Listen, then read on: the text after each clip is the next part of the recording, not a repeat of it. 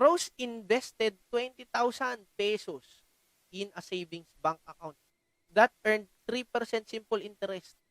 Find the interest earned if the amount was kept in the bank for 3 years and 6 months.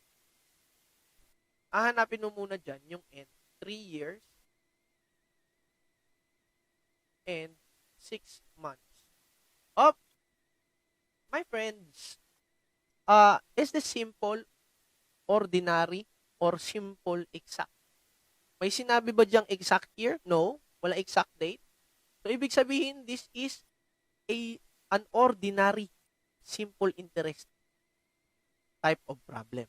So, ito muna i-solve natin. Ilang months ba meron dyan? Kapag ordinary, di ba, 12 months per year. Yan.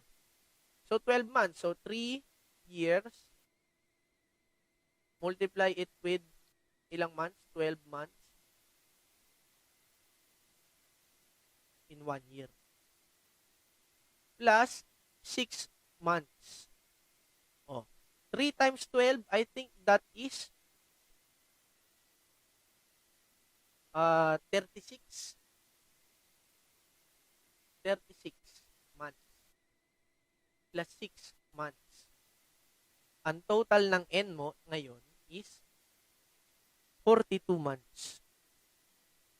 Mga very basic problems pa lang yan, ha? Now, we are ought to find the interest earned.